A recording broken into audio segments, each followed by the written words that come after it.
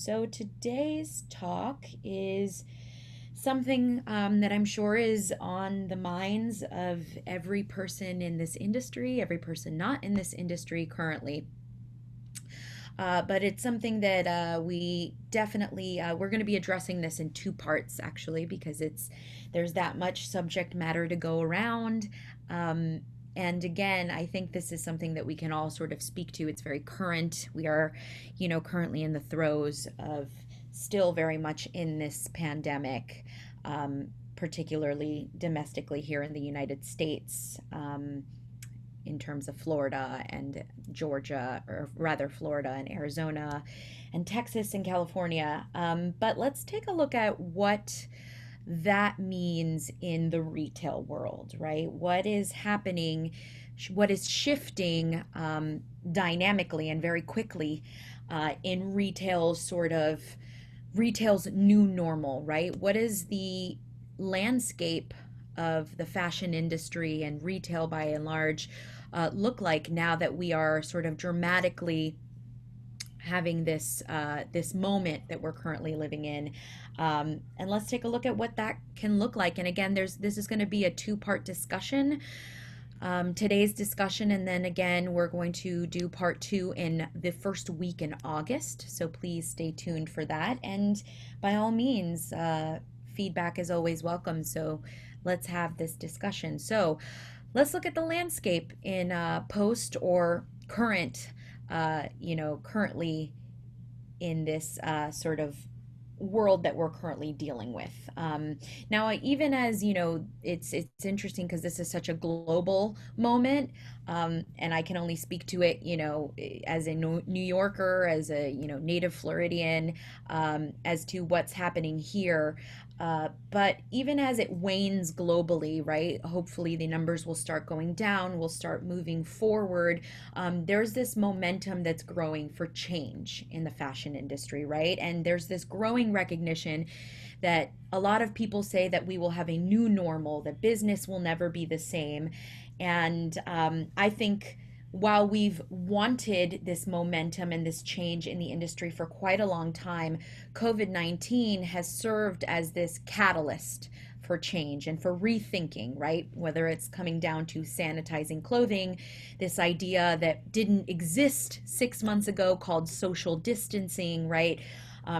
There's been an emphasis on digital capabilities that mark this sort of post pandemic experience. And we're starting to see that consumer allegiance is to powerful brands. It remains strong, even though people are not physically going to their malls or their stores. They are still wanting to spend maybe in a different way. Maybe their currency is time and not necessarily money. But the way in which we interact with brands is changing very, very quickly, right? And COVID has accelerated this shift that we've already started to see happen. And digital is more important now than ever. So, retail steps forward toward a new normal, right? Now, this is a very tricky thing because what does a new normal look like? It can look a lot like a current normal or a past normal. It could look vastly different, right? But we're seeing massive changes in tech and consumers' use of channels. They were already starting to require this like new approach to storytelling and creativity and brand communication, right? It's no surprise that social media has thrived, and digital media by and large has actually done quite well during this pandemic, contrary to what you would see or hear when you hear these big brands sort of closing down. We now use Zoom as a regular means of communication. I'm currently using it, right? Zoom conferences, Instagram music festivals, TikTok cloud raves, right? We've created this, COVID has propelled this use of tech platforms to create immersive experiences and connections with community.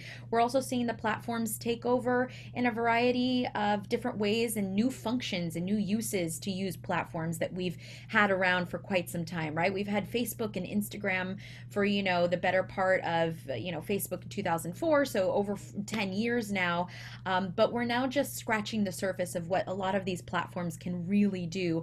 And the internet has strangely become this real world for us, right? In quotes, this real world. And brands are starting to think about how they can reinvent digital experiences in more creative and immersive ways, right?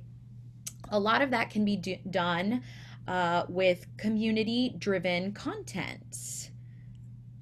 No, sorry, that's wrong. Yes. So, a lot of that can be done in a million different ways, right? And we're seeing at every sort of social media platform and brand is kind of Frankensteining all of these different methodologies together to create something that is unique and that works to their brand and that talks to their particular customer. And we're starting to see that in community driven content, right? Brands have further recognize that they are as much producers of content and storytellers as they are producers of product, right? Great example of this is Bottega Veneta. They've created this new multi-platform concept to promote creativity and collaboration. They call it the Bottega Residency, right? And this is this digital space that allows people to learn about and watch creative talents from around the world right from your phone, right from your laptop, right from whatever space you happen to be taking up in that moment. We've also seen Belmont jump on board with this idea of community driven content, right? Belmont Ensemble, which aims to publish stories, inspirations, creations from members of the Belmont family, as well as from a host of close friends and respected artists, right? So we're seeing this emergence of crowdsourcing, which has always been a really smart way for brands to know who their audience is. But now they're letting their crowdsourcing and their audience tell the story, right? Push the brand forward through localization and personalization, which is very, very smart during this time because people want to feel connected, and it's very hard to feel connected when you can't physically go out and go to a bar or a social setting or a museum and have face-to-face human contact. So this sort of Black Mirror world that we're living in has become strangely comforting in these times, that you can open your phone and at any given point a friend is on Instagram Live, or your favorite brand is communicating the idea of community. Something else we're seeing is gamification, which, we gave, Raul and Nicole gave a fantastic presentation on gamification at the start, literally like week one of New York City's lockdown. And it's amazing to see just how big a leap gamification has made in those that short 2 to 3 month span, right? Gamification has always been thriving. It's accelerated this trend in the industry by making shopping into sort of performance oriented activities. You're able to harvest data to aid production, to up your inventory and your sales, right? And you create communities by way of like social networks that are already established on a game's own platform, right? The number one thing that people did at the start of this pandemic, at least domestically in the US, was play Animal Crossing, right? You couldn't go anywhere on any platform without seeing some form of a meme or a video or these homegrown versions of these Animal Crossing characters. And some of the brands that have jumped on board are Burberry, Ferragamo, Valentino, Coach, Marc Jacobs. They've all collaborated with Animal Crossing to build these little digital gamified characters, right? And gaming metrics are increasing everything, right? Gaming exploded into its own vertical platform, right? And it inspired commerce and social commentary and created this new type of celebrity. All of a sudden, you could create these little avatars, and they could be wearing your favorite Marc Jacobs sweatshirt or your favorite Burberry trench, right? So we've gamified a game that already pre-existed, but incorporated this idea of retail into that very, very smartly. People like to feel like they're part of their simulations, right? We've also seen this with live videos, right? With customers staying at home and people staying at home, fashion and beauty brands are exploring new means of connection, right? Live videos have emerged as this really smart engagement tool, right? During the third week in March, Instagram reported a 70% increase in Instagram live views. I am a person who never used to watch lives, and as soon as I had all this, supposed free time on my hands, all of a sudden I was a lot more interested, right? I wanted to hear what people had to say and feel connected.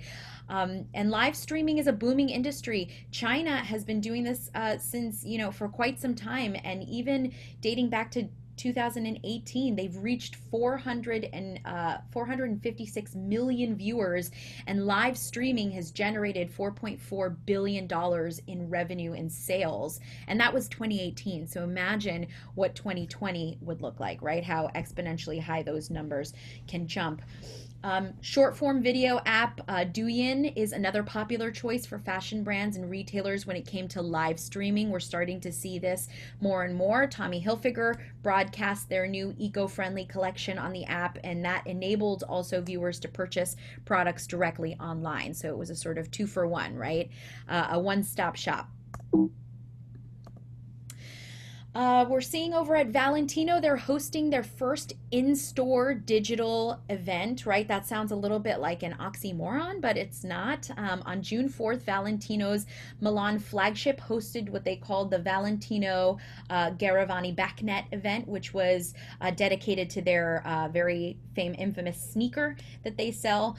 There was no physical interaction required for the guests. So this was a virtual gathering. It was live streamed on a dedicated online platform, and guests were invited to join remotely.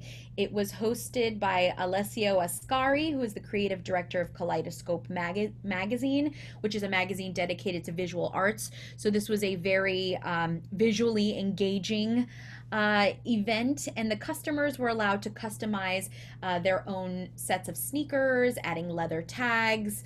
Customization is very, very big with brands right now, right? And that doesn't have to stop just because you're not physically in the store. You can still sort of engrave and pick out your own tags. Coach is huge with this, with their hang tags, right? They even had a dedicated sales assistant that would guide you through the purchasing process and would offer you a chance to sort of pick up the sneakers either in store for a curbside pickup or delivered directly to your home. So there were different options of touch points with consumers at that. With Valentino. For Gucci, Gucci's new tech bet is their sort of personalization, right? So in a bid to kind of create this in-store experience, Gucci launched something called Gucci Live, which is a video service that lets their staff communicate with shoppers on your mobile devices or your laptops. This essentially works like a service hub, and Gucci has developed this amazing faux luxury store with cameras, TV style lighting, production value for what they call remote clienteling, right? And it's the first of its kind. What does this mean? Gucci basically staged their own store with their own associate. Her name is Valentina. So that way they can create an in-store experience without you having to physically be there. This is brilliant in my opinion. Really smart. You can take a look at the product, right? You can ask questions. So almost like having your own personal shopper with Gucci. Rebecca Minkoff also did something very similar, right? They used 3D models and augmented reality to let customers preview their items on any of their mobile devices. And e-commerce revenue in the first quarter of this year grew 20% compared to 12% a year ago. So these techniques really are working to get people to shop and engage in a different way. Over at Michael Kors, their parent company Capri Holdings just announced that their stores would begin a phased reopening, and they've reported that Versace and Michael Kors e-commerce sales were almost double in April and May compared to the previous year. Again, people haven't stopped shopping, they've simply started shopping in a different way, right? The e-commerce shopping way of shopping hasn't changed. It's just become a lot more pronounced because of our physical limitations, right? Shopify's market valuation has doubled, more than $80 billion since April. So even brands like Facebook, right? Facebook Shops, which is a social e-commerce concept, enabled small brands to set up their online shops on Facebook and on Instagram, and they even advanced their rollout directly in response to COVID. So this is something that Facebook and Instagram had already had on the books.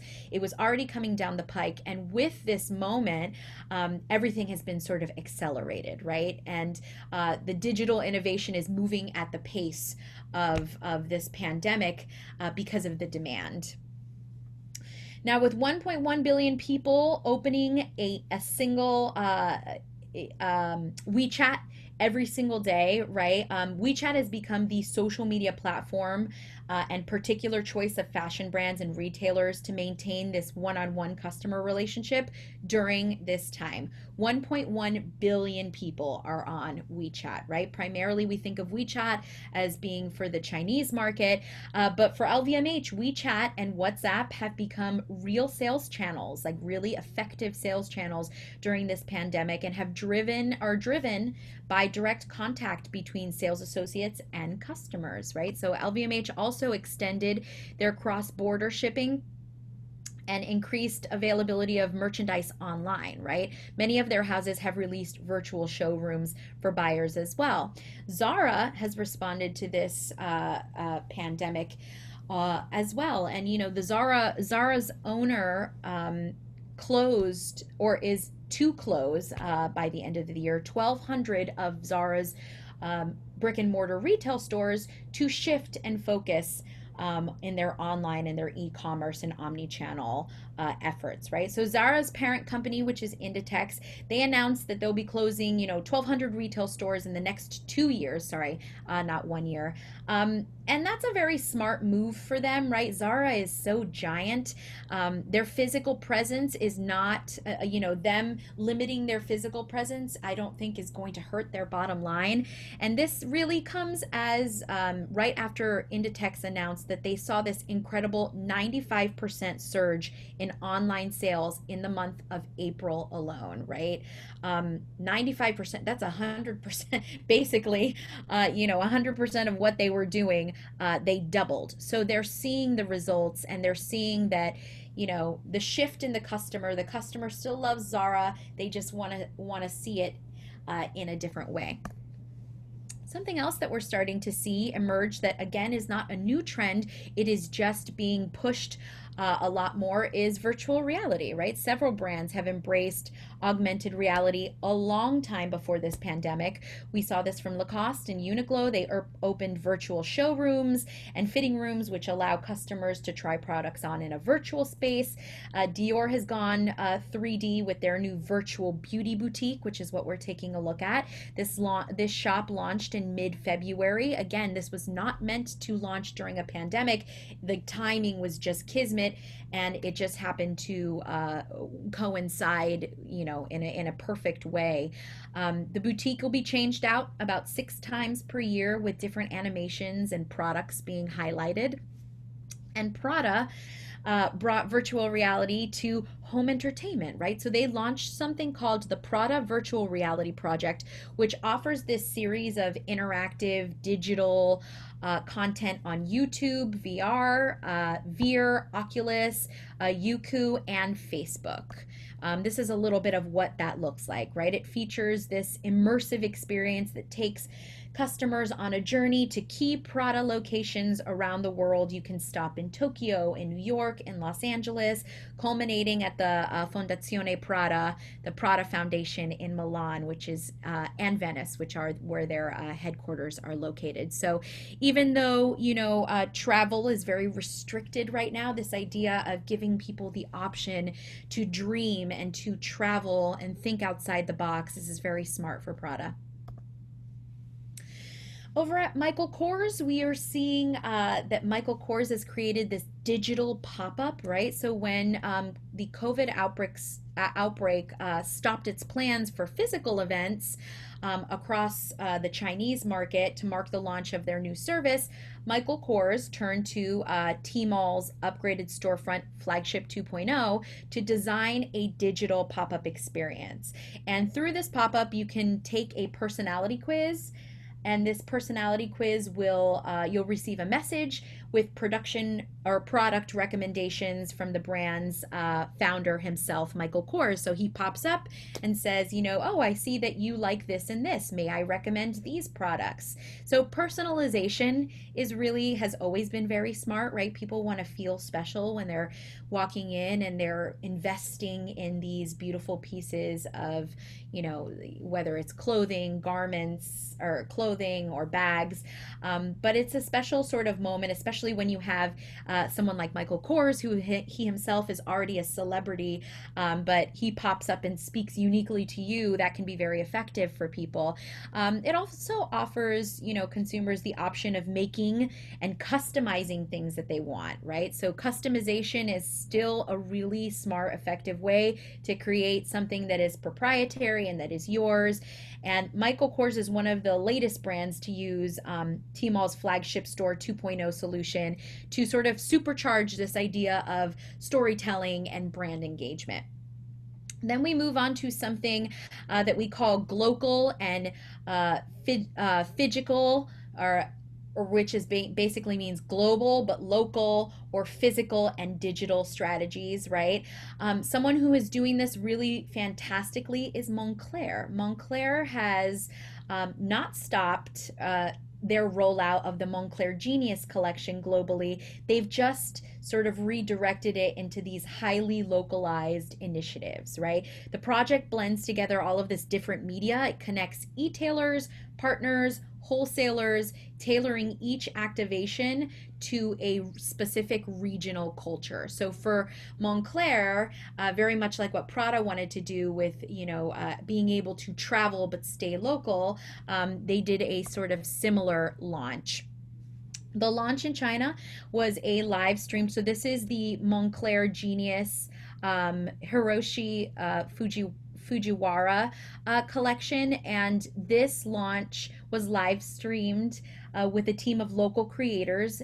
And within 2 hours, it reached 17 million views. So it was really smart and really effective for them. And the Chinese market is showing a very, very strong signals of enthusiasm and an attitude towards driving and purchasing, right? So China is luckily coming out sort of on the other end of their COVID outbreak. And they're starting to reemerge, and they want to shop, and they want to shop in new and interesting ways. In Japan, consumers are coming out of lockdown and have also shown a willingness to come back to a sort of sense of normal, even if that is a new normal. And the Montclair rollout for their new Genius collaboration is a great example of that. Next, we jump to brands opening their doors to virtual showrooms, right? So this, again, is not a new concept. It has just been accelerated and has been really, really popular during this time, right? Necessity is the mother of invention. So if you weren't already working on this as a brand, you certainly are now. Diesel has launched a new digital platform and exhibition space called Hyperroom. It's modeled after Diesel's showroom in Milan. A live Diesel vendor walks buyers through the virtual experience and describes the collections, facilitates the process, and at the end, there's this easy-to-use interface which is offered as an overview of all of the selections you've made. So it's intuitive and very smart. And over at Balmain, they've announced their own virtual showroom showcasing their cruise collection. Balmain opened their first digital showroom in Paris to unveil for their upcoming women and men's cruise collections. There's a lot of talk about the fashion calendar and what's going to happen with fashion weeks in the coming year and the coming season. And I think we're starting to see it emerge. We're starting to see these virtual and these digital showrooms as a means to keeping people safe and social distancing, and also still honoring the designs and the collections of these big design houses. Virtual sampling. So stores like Credo, Mac, they've come up with these similar approaches to Sephora, right? Letting employees test products on customers, or supplying take-home testers, right? These little tubes of samples.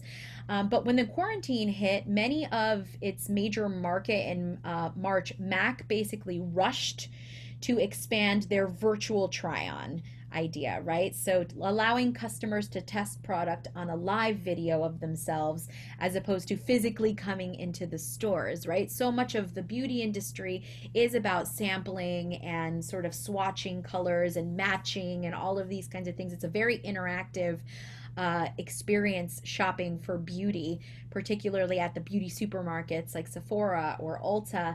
And so virtual sampling has become a really smart solution for this, right? Sampling is more than twice as influential in driving purchases than not sampling, right? So you're twice as likely to purchase something that you have sampled or tried on or taken home a sample of. This is why I feel like in the early 2000s, those box kits were so popular. People really want to, try something before they invest in it, particularly in beauty. And brands are relying on, live chat functions to talk through with customers, to figure out, what works, what doesn't work, and demonstrations about how products work. Without having to deal with the fear of any form of contamination or having to deal with anything with social distancing. Because again, this is a form that really lends itself to being one-on-one. You can't really give a makeover without touching someone's face. So this is a great alternative in a sort of COVID era. We are also seeing the changing of the pace for luxury brands. So in 2020 alone, so far, the term slow fashion has generated over 90 million social impressions, right? Basically suggesting that the beginning of a shift in shopping behaviors is very evident, right? Since the beginning of the year, we've seen a 37% increase in searches for sustainability related keywords, right? So people still are very much caring about sustainability and the environment, even more so because we're recognizing through this pandemic, there's a lot of things that we can do without, right? A lot of meetings that actually in fact can be emails, or a lot of waste that we produced that we are recognizing is not necessarily was never conducive to our life, but especially now it was just not necessary all along. So slow fashion, to me, the answer to fast fashion is sustainability, which is another way to say slowing down fashion, right? And large players in this industry are beginning to rethink their operations, rethink their supply chains. I mean, the biggest disruption at the start of all this was the supply chain and the paramount importance that a country like China has to supply chains around the world, right? They stopped and the entire industry came to a screeching halt. So there's this certain reevaluation and rethinking of how we operate. Gucci and Yves Saint Laurent have sort of called for a change amid this crisis, and two coalitions formed to sort of slow down the fashion calendar and limiting discounting, right? We're even seeing similar statements and similar sort of, calls to action from the British Fashion Council and the CFDA. They've united around this similar messaging and nodding that, fashion needs to reduce, fashion needs to slow down, and certainly take notice of its excessive production. Do we really need it, right? Is all this newness necessary? So it's a fantastic conversation to open up, particularly during this time when we're starting to see that, production is changing, and we're not going to see, even if we do see traditional runway shows, they're going to look different in terms of how they produce. And that we're going to end with some Dior, a great example of what we just talked about and thinking a little more sustainably is the Dior miniature collection, right? The challenging of the attitude of excess in the haute couture market, right? And haute couture lends itself to, not being as big, obviously, as mass production because they're created by hand, these individual garments, right? What was interesting to see in this campaign is the miniature mannequins were used to present Dior's latest collection, of course, but it was also a direct response to their past, right? So Dior took this tragedy and sort of what's happening right now currently in this moment to reflect back to 1945. In 1945, post World War II, there were fabric restrictions and shortages of materials in France, which led to miniatures being created. So, a little piece of sort of fashion history amid World War II. And so they said, why don't we recreate that as an homage to our history and really to our endurance and our ingenuity? I think that's so smart and really kind of cool that they took a step back and looked to the past to inform their future. So this collection was created entirely, this is their autumn winter 2021 haute couture collection in a miniature form. So you can see that the bellhops are obviously people that are to scale. They created 37 garments. They stand at about 55 centimeters in height, which is only 40% of a life-sized garment. And there were actually only 6 looks that were made in life size.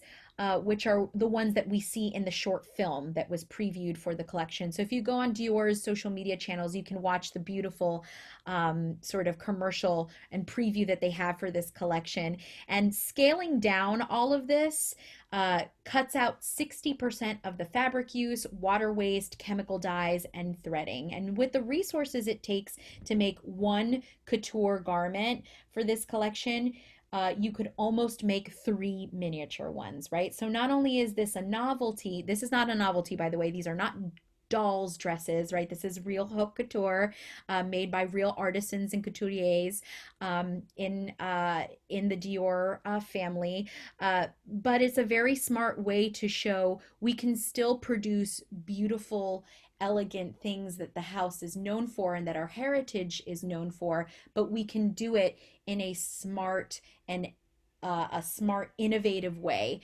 It's evolved thinking, right?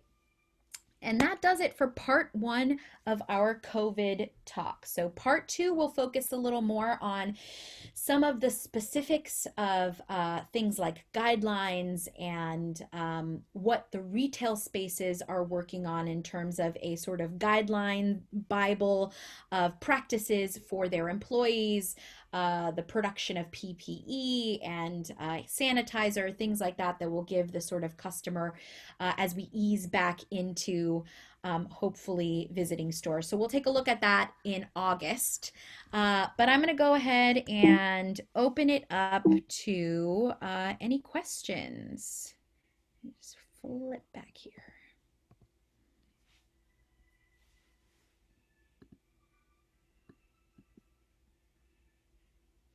While we are waiting for that, any questions or comments? Or, I mean, this is something that, we are all currently in this. So I am curious to see if any of our listeners on across any of our social media platforms or on Zoom that are listening today, what has been your experience during this pandemic? Have you sort of, tightened your purse strings a little and started saving? Have you been spending? Have you been participating in e-commerce? Have you done any curbside pickups? Like, what has your personal experience been? Because these things are so valid, and it's very curious to me to see, I've done quite, a few, I've had some e-commerce experiences and, some packages sent to my apartment, and it's interesting to see the wording or the thank you notes that didn't used to appear, that all of a sudden you're a valued customer, thank you for purchasing.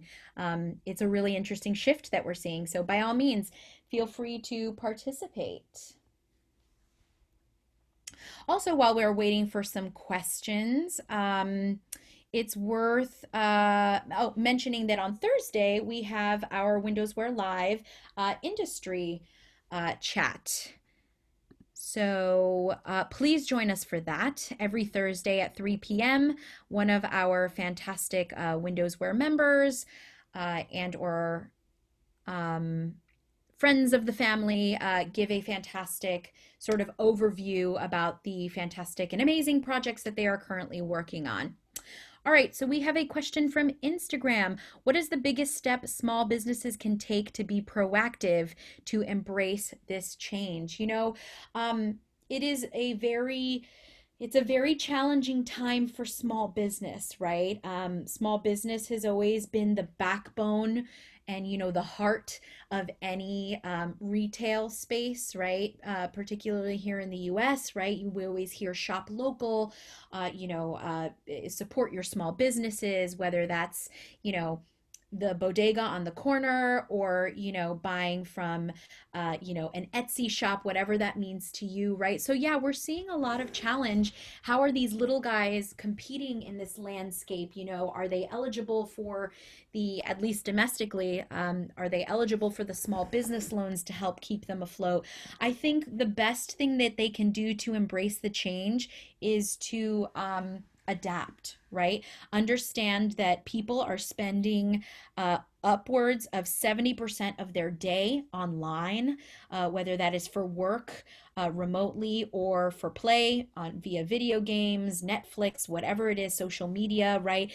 So if that's where your audience has moved, you need to move with them, right? If they can't physically come to your store and buy your candles or buy your t-shirts or whatever it is that you're selling, you got to take the product to them, right? So you have to, the squeaky wheel's going to get the oil, and uh, the more you are face to face with your customer, the more you're going to get seen, right? So I would suggest, if you're a small business owner, really investing in community and really investing in social media. Those things matter, right? Whether we want to, whether you're rolling your eyes at it or not, Instagram is a very powerful tool to sell your wares and goods, right? So, and making sure that all of your platforms, your website, right, is optimal and easy and user friendly. And like I said, I bought something from a small business recently. I had it shipped and I got a thank you card.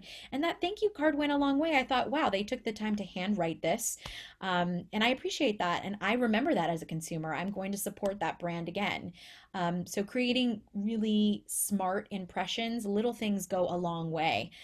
So I think that's what you can do to sort of be proactive during this time. We have another question from Instagram.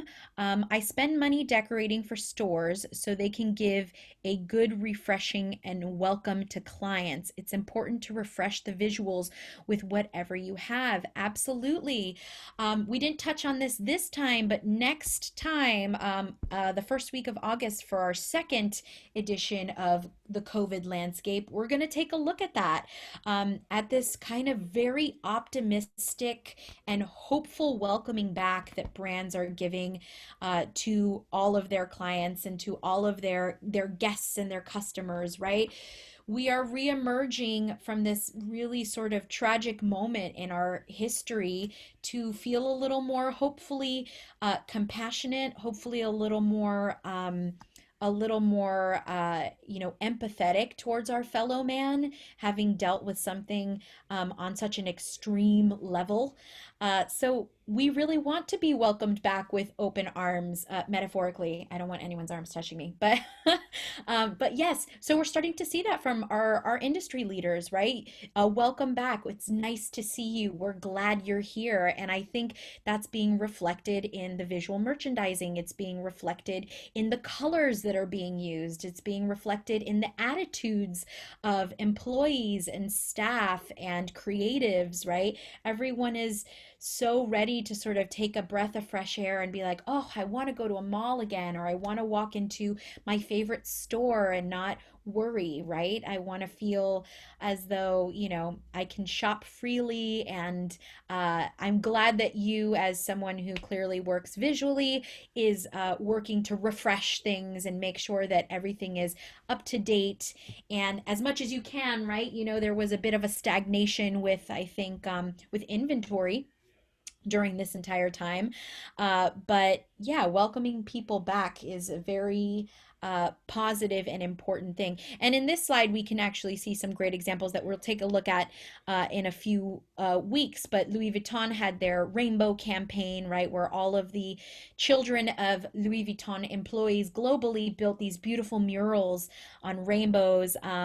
I know that Coach hired artists to create beautiful murals all over their spaces.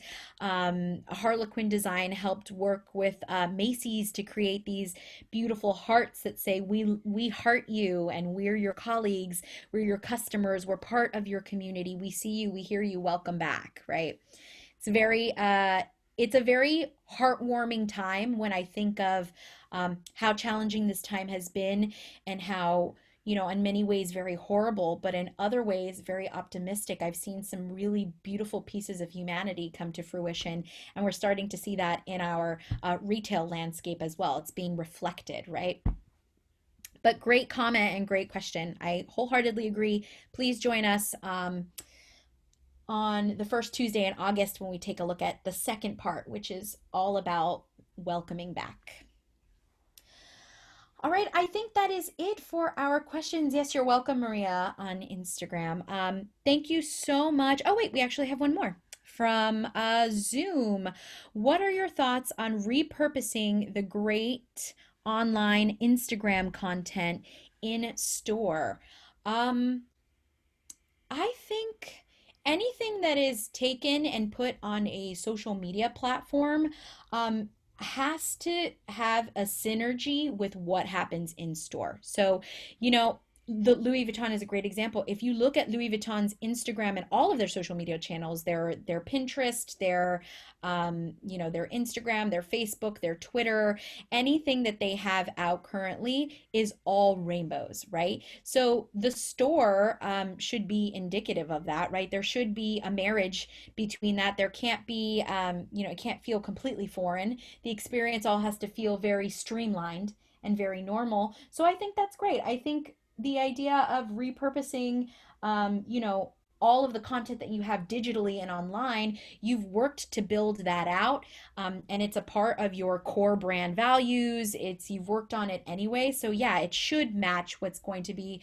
happening in the stores. I don't think that those are separate conversations or an either or. I think it's a yes and, right? So I think what we are seeing from things like Balmain, right?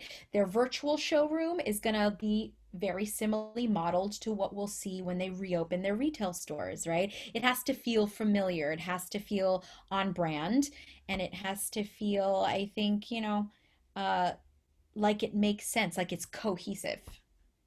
Great question, Joe. What are your thoughts on that?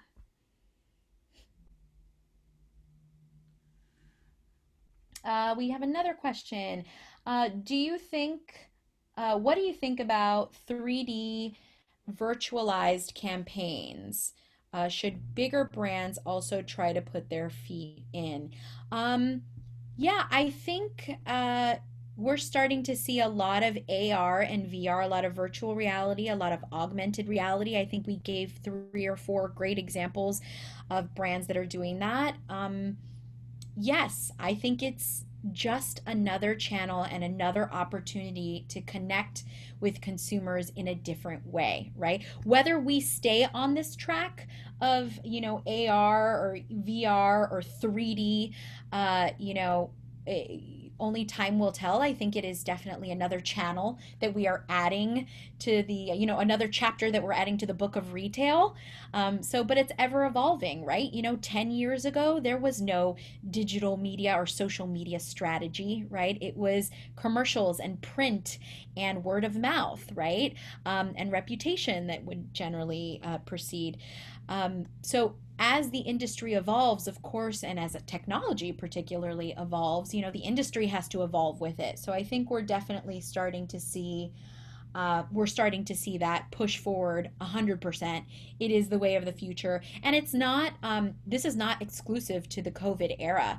Like I said, gamification and AR, VR, and 3D, 3D imagery has already existed. You can find it on most of these big brands' websites anyway. But yeah, we're certainly starting to see it more readily available, I should say. Burberry just did a 3D CGI campaign with Kendall Jenner. That's right. If you go to Burberry's Instagram, you can actually take a look at that. So, yes, to answer your point, we are starting to see that on a very, very large scale. It's also very smart to do something like that because it's global, right? You're not paying for ad space in it's interactive, and people more than anything love interactivity. They want to be engaged. All right, let's see. I think that does it for our questions. These are fantastic questions, by the way. Thank you so much for joining us this afternoon, and please join us again. Like I said, Thursday at 3 p.m. And then next Thursday.